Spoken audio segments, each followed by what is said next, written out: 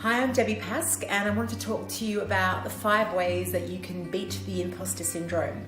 So what is the imposter syndrome? Well, a lot of my clients tell me that when they're coaching or they're facilitating or presenting or leading, that they feel that sometimes what comes over them is a sense of, I can't do this, or who am I to present this, or I feel like I'm a fake, or I'm not actually able to present or be who I tell people I can be.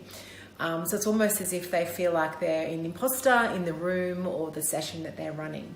And the amount of times people talk about this is quite vast, whether they call it that they feel like they're not capable or whether they feel like they're just not able to step up. So what I thought I'd share is 5 ways that you might be able to beat the imposter syndrome. So first one is, I think that imposter syndrome comes on more so for people when there's 2 inner voices going on when they're presenting, so or they're having a client session. And the focus is to be so intently listening to the story of your client that you actually forget that you're separate to the story. So it's being really drawn into the story, listening to what people are saying, and enjoying that creative curiosity of having a conversation.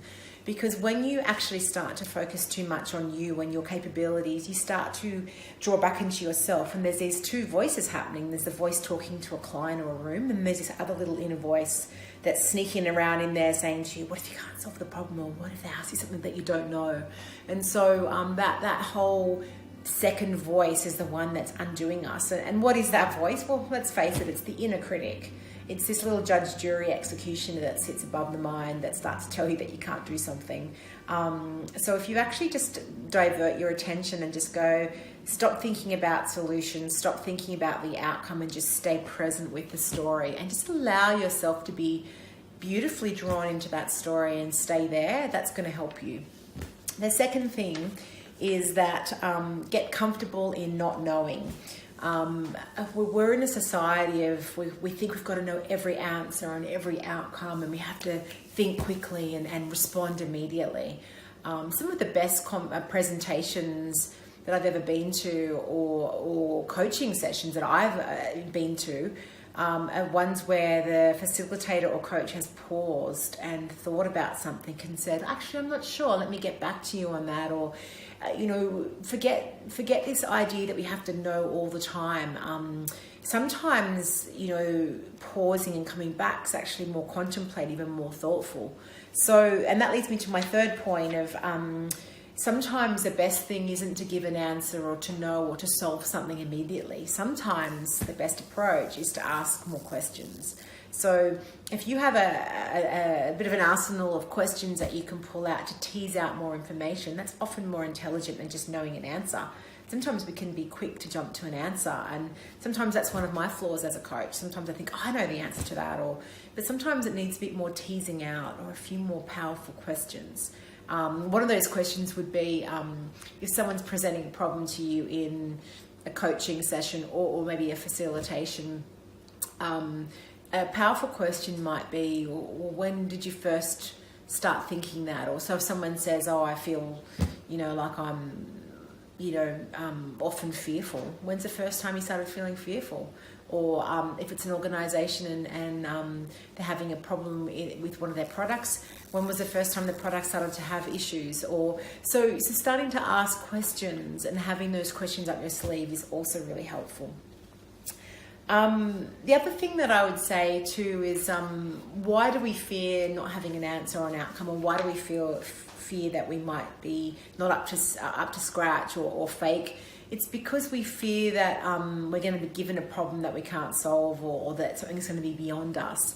So what I would say is that's almost an impossible universal principle. You can't really attract what's not the same vibration as you. So if someone's coming to you for a session, or someone's asked you to facilitate a workshop or present something or do some work, then it must be a vibrational match. Otherwise you wouldn't be there. So just trust that there's a vibrational match and there's a universal metaphysical pull, that the 2 energies have come together.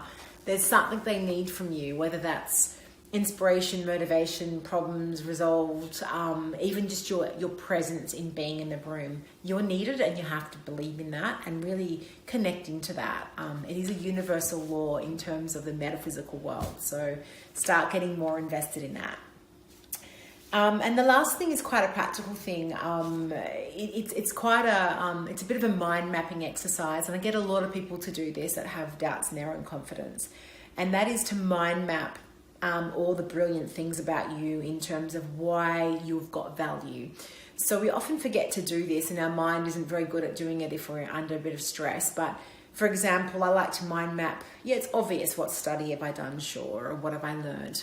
What are all my past jobs and what have they taught me? But then going further into what life events have happened to me that have shaped me and made me the amazing human that I am. What experiences have I tuned into and had, or what childhood things happened to me that shaped me, or what are my natural talents that people have always said that I'm just really good at. What have clients told me, or what have colleagues told me in the past, and quote them. So I want you to mind map it. I want you to put yourself in the center and mind map all these things that basically show you who you've come to this point in time. And that's a really practical tool for you to dig out later. So when you're feeling that imposter syndrome come in, pull it out and remind yourself of who and what you are.